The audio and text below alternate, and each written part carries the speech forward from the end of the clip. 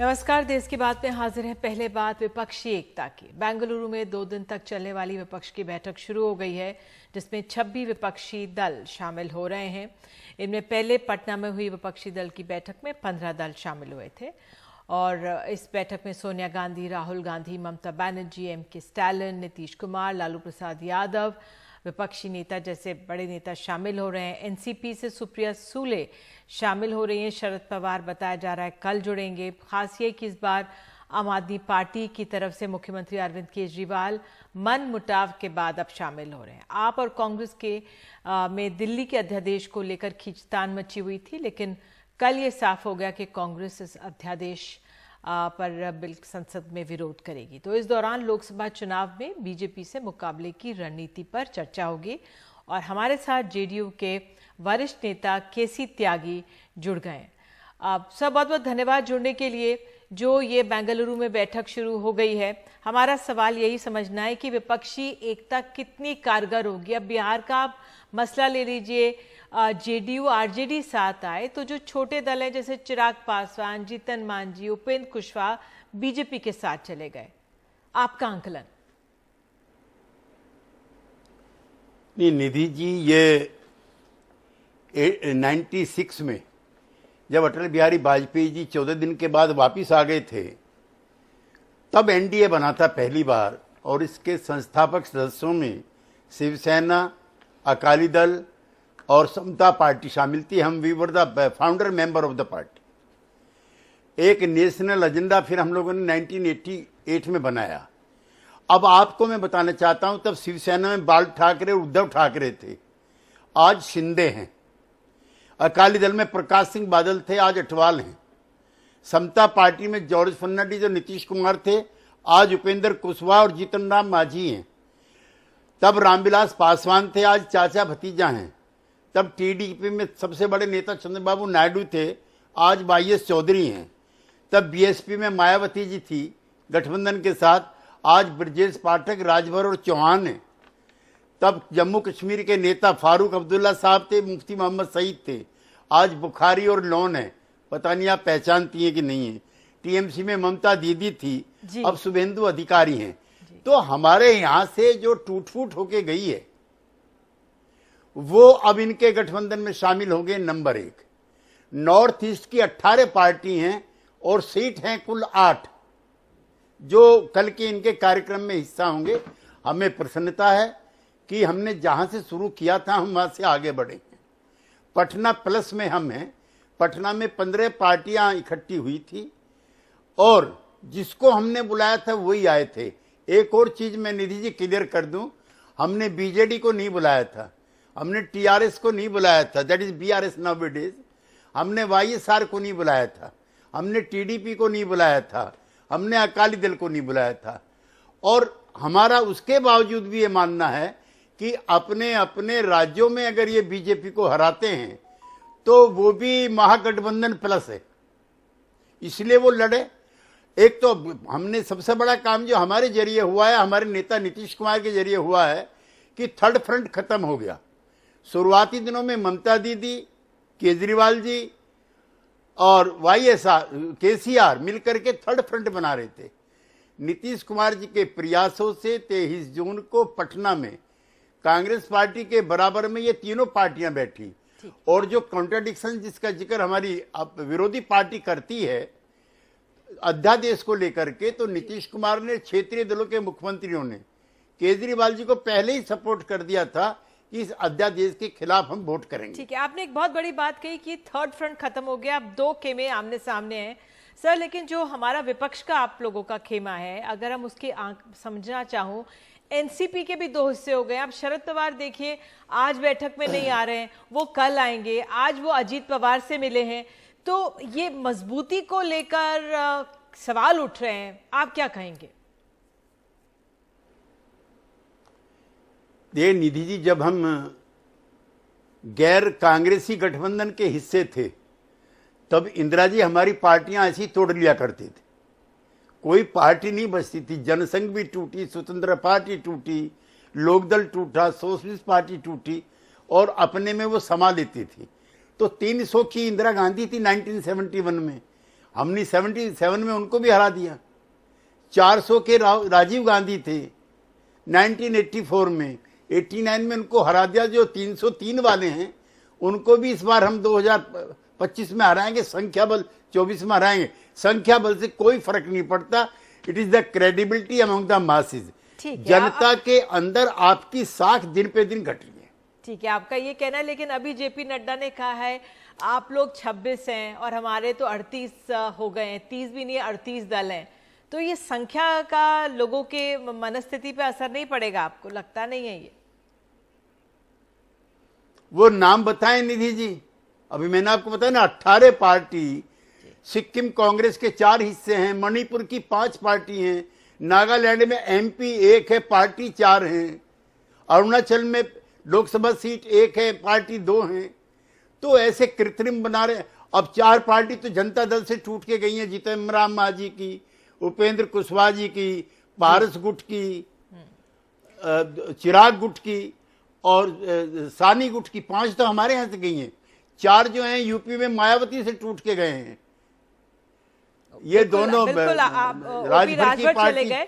बहरहाल छोटे दलों को बीजेपी साथ करे, लेकिन आपने अहम बात ये कही है कि किस तरह से अब थर्ड फ्रंट नहीं है, विपक्ष मजबूती से एकजुट होता जा रहा है और अब एक आमने और सामने की लड़ाई होगी 2024 की। बहुत बहुत धन्यवाद केसी त्यागी हमसे बात करने के लिए सर, और अपनी बात हमारे सामने रखने के लिए दर्शकों के सामने। तो आइए देश की बात में आगे बढ़ते हैं, और अब आगे बढ़ने से पहले आज की ग्राउंड रिपोर्ट आपको बेंगलुरु में से दिखाते हैं। विपक्ष की बैठक शुरू हो गई है। पहले कहा जा रहा था कि 24 दल इसमें होंगे, लेकिन अब 26 दल हो गए। आइए देखते हैं इस रिपोर्ट को। पटना से बेंगलुरु पहुंचते पहुंचते विपक्षी एकता की बैठक में 15 की जगह 26 दल जुटाए। बैठक में सोनिया गांधी भी शामिल हो रही हैं, जिनके नेतृत्व में 2004 में यूपीए ने अटल आडवाणी की अजय लगती जोड़ी के नेतृत्व वाले एनडीए को मात दी थी। बैठक से ऐन पहले दिल्ली अध्यादेश का विरोध करने का ऐलान कर कांग्रेस ने माहौल को कुछ और सकारात्मक बना दिया। बैठक के बाद का डिनर आधिकारिक तौर पर कर्नाटक के मुख्यमंत्री की ओर से रहा, लेकिन कांग्रेस नेता सोनिया गांधी की मौजूदगी ने इसे उनकी मेजबानी में हुई दावत में बदल दिया। न्यूनतम साझा कार्यक्रम, टिकट बंटवारे और साझा प्रचार की रणनीति पर बातचीत से पहले कांग्रेस ने साफ कर दिया है कि केंद्र सरकार द्वारा एजेंसियों के दुरुपयोग को एक अहम मुद्दा बनाया जाएगा। They want to silence the opposition voice. वो विपक्ष की आवाज दबाना चाहते हैं। ये ईडी, सीबीआई जैसे संस्थानों को ऑपोजिशन को दबाने के लिए इस्तेमाल कर रहे हैं। वो लोकतांत्रिक ढंग से चुनी हुई सरकारों को परेशान करना चाहते हैं।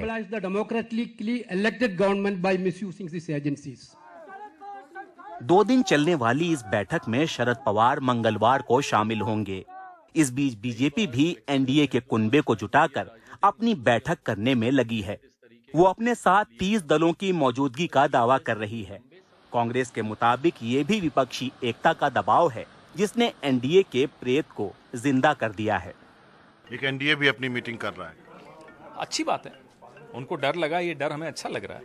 क्या आप मानते हैं कि अपोजिशन मीटिंग का सक्सेस है एनडीए मीटिंग को कॉल करना? बिल्कुल है, बिल्कुल है।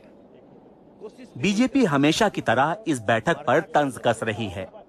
अरविंद केजरीवाल अपने भ्रष्टाचार से उनको जेल का दरवाजा दिख रहा है, और ऐसे में वो भ्रष्टाचारियों का सहयोग मांग रहे हैं। हमें और दिल्ली वालों को बड़ी खुशी है कि जो कभी इंडिया अगेंस्ट करप्शन के साथ करप्शन के खिलाफ लड़ता था, आज वो करप्शन बचाने के लिए लड़ रहा है। लेकिन इसमें शक नहीं है कि इस तैयारी से 2024 की लड़ाई कुछ दिलचस्प और नुकीली हो चुकी है। कांग्रेस का कहना है कि बीजेपी जो अभी तक अकेले सबको हराने की बात करती थी और क्षेत्रीय दलों को परिवारवाद का जनक कहती थी, वो अपना कुनबा उन्हीं दलों के साथ जोड़ना चाहती है। लेकिन बेंगलुरु की इस बैठक में सबसे अहम बात है सोनिया गांधी का शामिल होना, जिससे कि यह तय हो गया है कि कोई भी विपक्ष का मोर्चा जिसमें कांग्रेस होगी वो उसका नेतृत्व भी करना चाहेगी। बेंगलुरु में निहाल किदवई और अपने कैमरा पर्सन गोविंद मूर्ति के साथ मनोरंजन भारती, एनडीटीवी इंडिया के लिए। और आइए सीधे चलते मनोरंजन भारती के पास बेंगलुरु में। मनोरंजन, बैठक तो शुरू हो गई होगी, क्या खास अहम आपको दिख रहा है सोनिया गांधी अगुवाई कर रही है, लेकिन शरद पवार नहीं आए हैं। क्या कमजोरियां, क्या खामियां आपको नजर आ रही है, क्या आप बताएंगे हमें? देखिए, मेरे पीछे आप देख सकती हैं गाड़ियों का काफिला अभी भी जा रहा है। आपको बता दूं कि ममता बनर्जी जो है यहाँ पे नहीं ठहरी हैं, लेकिन वो दूसरी जगह ठहरी हैं। वो भी थोड़ी देर पहले ही आई हैं यहाँ पर। अब से थोड़ी देर पे यहाँ पर एक जो है इनफॉर्मल मीटिंग शुरू होगी, उसके बाद डिनर होगा। जो इनफॉर्मल मीटिंग इसलिए की जा रही है कि कल के लिए जो है मीटिंग के लिए एजेंडा तय कर दिया जाए। जो कल की मीटिंग का एजेंडा है वो आज की मीटिंग में तय कर लिया जाएगा। उसके लिए तमिलनाडु के मुख्यमंत्री आ चुके हैं। अब से चंद पल पहले दिल्ली के मुख्यमंत्री और पंजाब के मुख्यमंत्री भगवंत मान और अरविंद केजरीवाल भी अंदर जा चुके हैं। ममता बनर्जी भी जा चुकी है। तो ढेर सारे नेता जो है, सोनिया, राहुल गांधी पहले से ही अंदर मौजूद हैं। तो इस मीटिंग में जो 3-4 चीजें हैं वो तय कर ली जाएंगी। एक जो सबसे बड़ा मुद्दा है कि एक कॉमन मिनिमम प्रोग्राम हो या फिर कॉमन एजेंडा हो, उसको लेकर के किस चीज़ पे आप चुनाव लड़ने जाएंगे, किस चीज़ पे आप लोगों से वोट मांगेंगे, वो मुद्दे तय होने हैं। दूसरा मुद्दा सबसे बड़ा ये है कि अलग अलग राज्यों में जहाँ पे क्षेत्रीय दल हैं वहाँ पे टिकट का बंटवारा कैसे होगा। विपक्ष का एक कैंडिडेट खड़ा करने के लिए कौन अपने कदम पीछे खींचेगा, इस पे भी चर्चा होगी। क्योंकि ये एक ऐसा जटिल सब्जेक्ट है जिसको किसी न किसी हाल में विपक्षी दल आपस में बैठ करके सुलझाना चाहेंगे। यदि ये नहीं सुलझेगा तो फिर इतनी बड़ी मीटिंग का कोई मतलब नहीं रह जाता है। एक और वर्किंग ग्रुप बनाई जाएगी जिसमें यह तय किया जाएगा कि विपक्षी दल के जो इतने नेता हैं, जो करीब 49 के करीब, उनकी रैलियां किस ढंग से आयोजित की जाए, नॉर्थ में और साउथ में, उसको 2 भागों में डिवाइड करके उस पर जो है एक प्रोग्राम बनाया जाएगा। इससे और कई चीजें हैं, जैसे यदि आपने कोई मोर्चा बनाया है तो उसका नाम भी आपको रखना होगा, उसका एक अध्यक्ष बनाना होगा, उसका एक कन्वेनर बनाना होगा। इन सब चीजों पर जो है चर्चा होनी है। बिल्कुल मनोरंजन, मेरे पास समय कम है, लेकिन आपके पास लगातार आगे भी आते रहेंगे। और आपने हमें बताया किस तरह से ये बैठक शुरू होने वाली है और शाम को यहाँ पर डिनर होगा। बहुत बहुत धन्यवाद आपका। और आइए आगे बढ़ते हैं देश की बात में।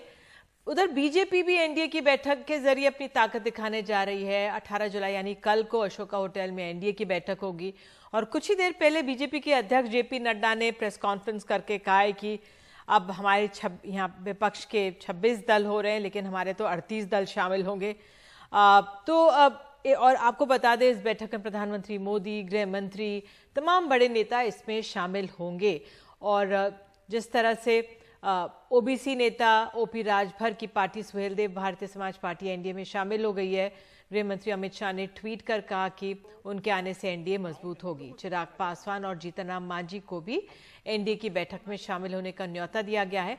तो आइए इस पर अधिक जानकारी के लिए आइए पहले जेपी नड्डा को सुनते हैं, फिर अपने सहयोगी अखिलेश शर्मा के पास चलेंगे। न तो इनके पास नेता है, न ही नीयत है, न ही नीति है, और न ही फैसला लेने की ताकत है।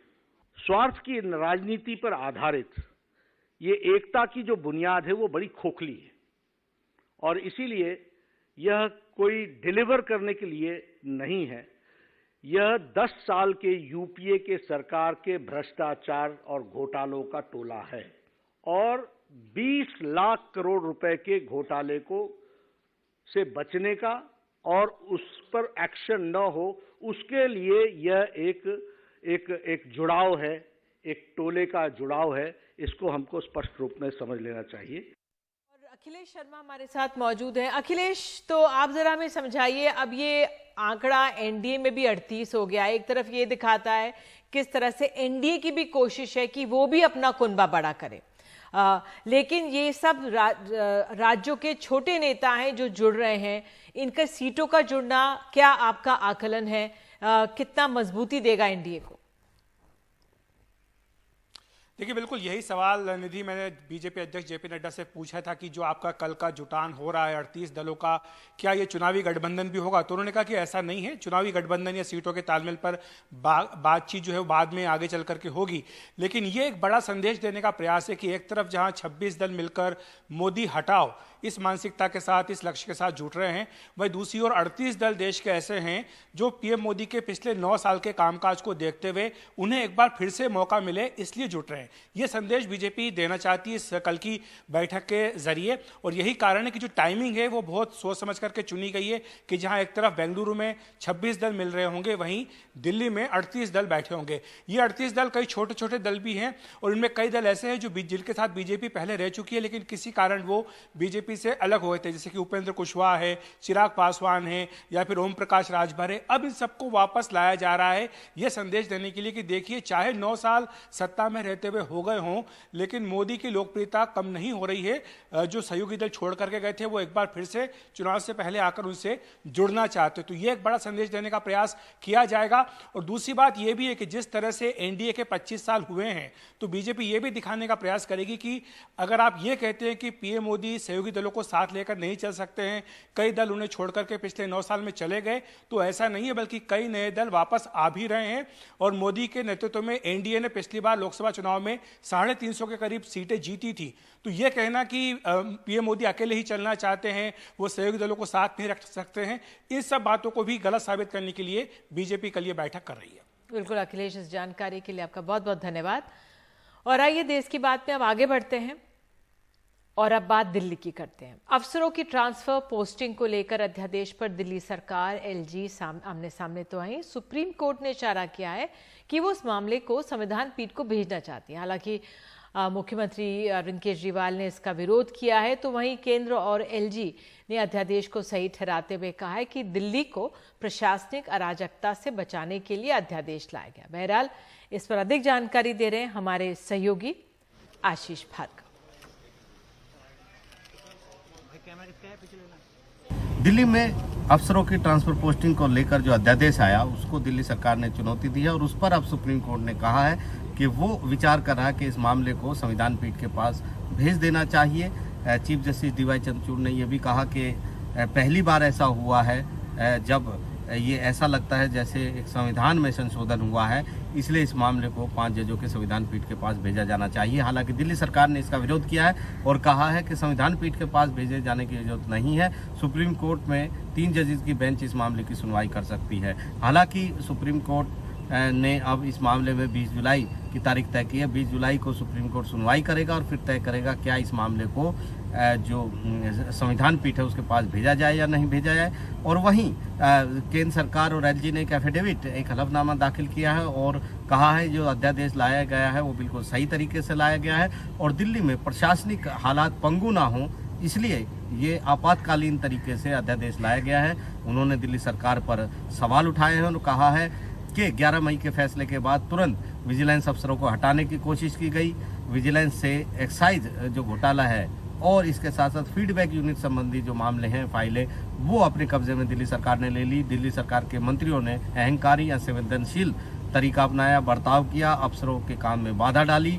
इसके अलावा ऐसी स्थिति उत्पन्न हो जाती कि जिससे देश जो है वो अंतर्राष्ट्रीय स्तर पर शर्मिंदा हो सकता था। इसलिए ये कदम केंद्र सरकार द्वारा उठाया गया और अध्यादेश लाया गया ताकि दिल्ली में प्रशासनिक व्यवस्था बनी रहे, प्रशासन दिल्ली का कामकाज करता रहे, ये उन्होंने कहा है। और ये भी कहा है कि मानसून सत्र में जो 20 जुलाई से शुरू हो रहा है, अध्यादेश को संसद में रखा जाएगा, इसलिए सुप्रीम कोर्ट फिलहाल कोई दखल न दे। तो लिहाजा सुप्रीम कोर्ट इस मामले में 20 जुलाई को सुनवाई करेगा। लेकिन ऐसे ही मामले से जुड़े डीईआरसी के चेयरमैन की नियुक्ति के मुद्दे पर भी दिल्ली सरकार और एलजी आमने सामने है और अब यहाँ पर सुप्रीम कोर्ट ने बड़ी नसीहत मुख्यमंत्री और एलजी को दी है और कहा है कि दोनों को अपने राजनीतिक मतभेद भूल जाने चाहिए और वो झगड़ा खत्म करना चाहिए, कहा सुनी और जो कलह है उसको बंद करना चाहिए और आपस में मिल बैठकर समस्याओं का समाधान निकालना चाहिए।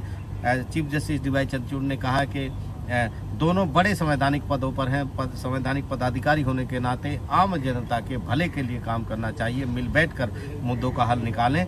बार बार सुप्रीम कोर्ट में ये इस तरह के मुद्दे नहीं आने चाहिए। चीफ जस्टिस ने इशारा किया कि खुद बैठकर अगर दोनों पदाधिकारी इस मुद्दे का हल निकालेंगे तो बेहतर होगा। उन्होंने कहा है कि दोनों पक्ष बैठें, आपस में बात करें और 3 नाम लेकर सुप्रीम कोर्ट के सामने आए। अगली सुनवाई 20 जुलाई को ही होगी। नई दिल्ली से आशीष भार्गव, एनडीटीवी इंडिया। और देश की बात में आगे बताएंगे, पाकिस्तान से आई सीमा हैदर से एटीएस कर रही है पूछताछ।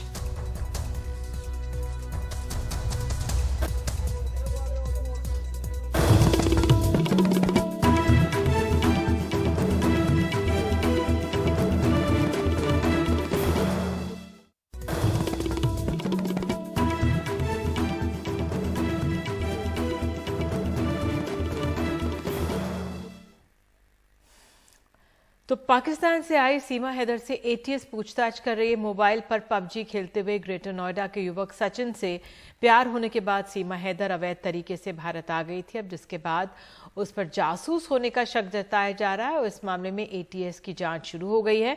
हमारे सहयोगी सौरभ हमारे साथ मौजूद हैं। सौरभ शुक्ला हमारे साथ है। सौरभ, क्या डिटेल्स और मिल रही हैं इस पूछताछ के बारे में? निधि जी, लगातार सवाल उठ रहे थे कि सीमा हैदर पहले दुबई पाकिस्तान से दुबई और फिर दुबई से नेपाल से पोखरा और फिर बस से ग्रेटर नोएडा तक कैसे पहुंच गई।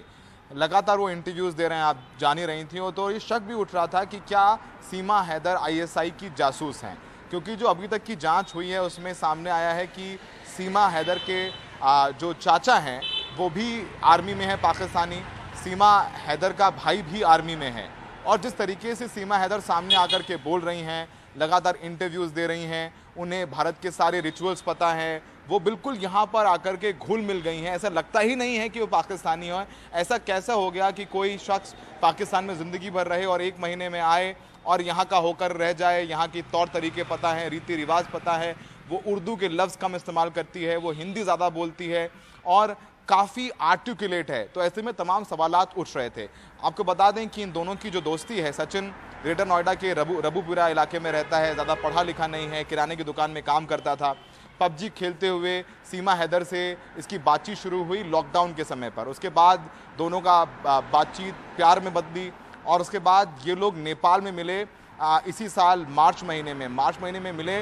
और ऐसा ये सीमा हैदर बता रही है कि इन्होंने काठमांडू के पशुपतिनाथ मंदिर में शादी कर ली, ऐसा इनका दावा है। और फिर ये वापस चली गई पाकिस्तान। वहाँ पाकिस्तान में इसके मुताबिक इसने अपना एक घर बेचा, 12 लाख रुपए इकट्ठा किए, अपने 4 बच्चों को लिया, फिर ये दुबई गई, दुबई से ये नेपाल आई, नेपाल से फिर वो बस से ग्रेटर नोएडा पहुंची। तो नेपाल से क्या कोई भी भारत तक पहुंच जाएगा आसानी से? कोई पाकिस्तानी नागरिक कैसे नेपाल के रास्ते भारत तक आ गया? क्या चेकिंग नहीं हुई? किस तरीके से उसने वहाँ पर जो सुरक्षा एजेंसीज़ हैं उनके आंखों में धूल झोंकी और वो मई महीने में ग्रेटर नोएडा में आ गई और 2 महीने तक रहती रही। उसके बाद जब बात खुली एक वकील के ज़रिए, तब यूपी पुलिस ने इनको ढूंढना शुरू किया। तो ये दोनों भाग के वल्लभगढ़ चले गए। अगर आपके मन में चोर नहीं थे तो आप भागे क्यों? इनको वल्लभगढ़ से गिरफ्तार करके जेल भेजा गया, जहाँ से कोर्ट ने इनको बेल दे दी गई।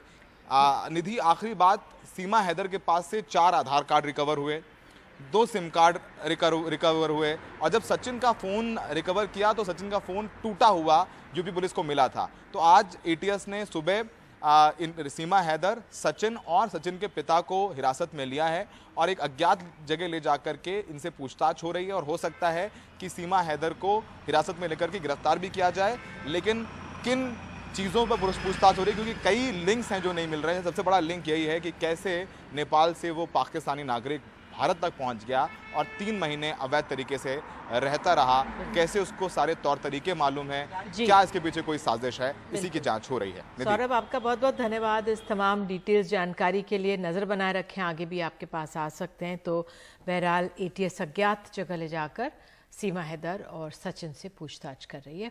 एक छोटा सा ब्रेक ले रहे हैं देश की बात में।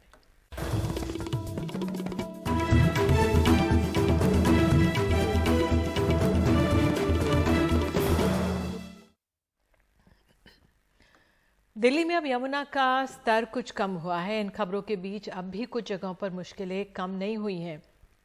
यमुना बाजार, राजघाट, आईटीओ के आसपास अभी पानी भरा हुआ है। प्रभावित परिवारों ने यमुना के ऊपर अलग अलग जगह बने पुल पर शरण ली है। सैकड़ों परिवार कैंप्स में रह रहे हैं, लेकिन इन्हें कई तरह की दिक्कतें सामने आ रही हैं।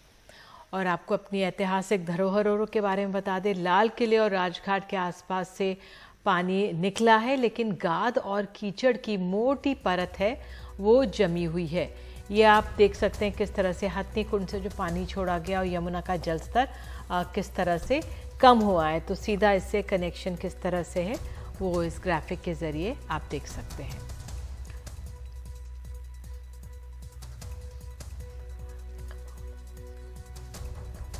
तो हमने आपको बताया किस तरह से लाल किले से पानी निकल गया, लेकिन गाद और मोटी जो परत है जमी हुई है। यहाँ पर गाद और कीचड़ की सफाई जारी है। राजघाट, लाल किले, किसान घाट, शांतिवन में लगे पेड़ों पर मिट्टी और गाद जम गई है। इस इलाके की सुंदरता एक तरह से कहें तो पूरी तरह से गायब हो गई है। और बाढ़ से प्रभावित दिल्ली की ऐतिहासिक इमारतों को लेकर मुकेश सिंह ने बात की है वसंत कुमार स्वर्णकार से, जो निदेशक हैं पुरातत्व विभाग के। आइए सुनते हैं इस बातचीत को।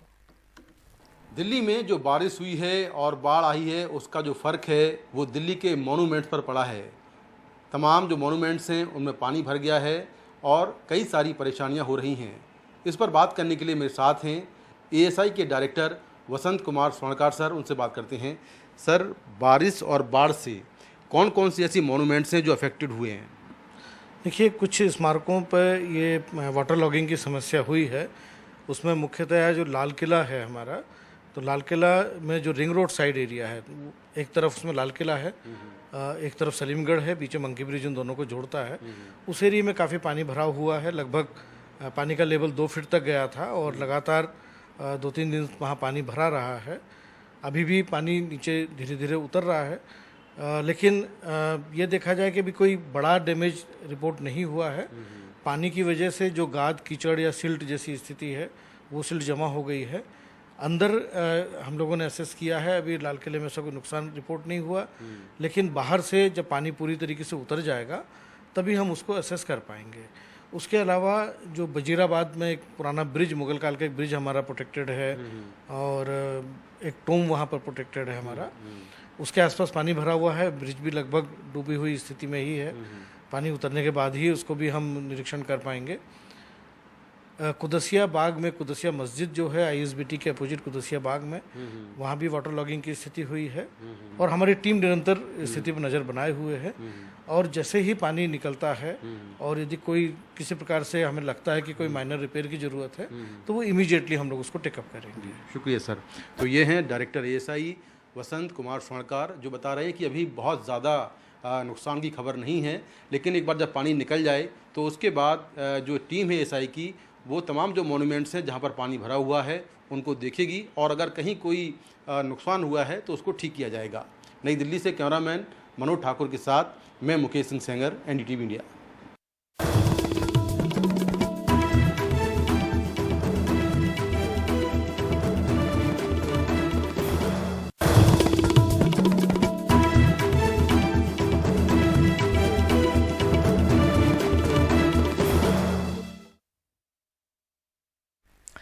उत्तर प्रदेश में बरेली का एक यूट्यूबर तस्लीम आयकर जांच के घेरे में आ गया है। तस्लीम के घर आयकर के छापे में 24 लाख रुपए बरामद करने का दावा किया गया है।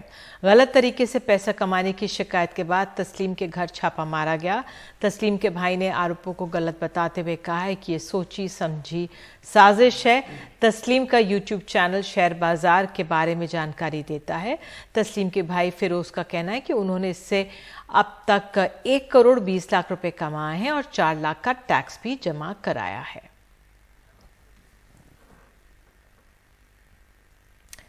और इसी खबर के साथ देश की बात में आज के लिए इतना ही, लेकिन खबरों का सिलसिला एनडीटीवी इंडिया पर जारी रहेगा। नमस्कार।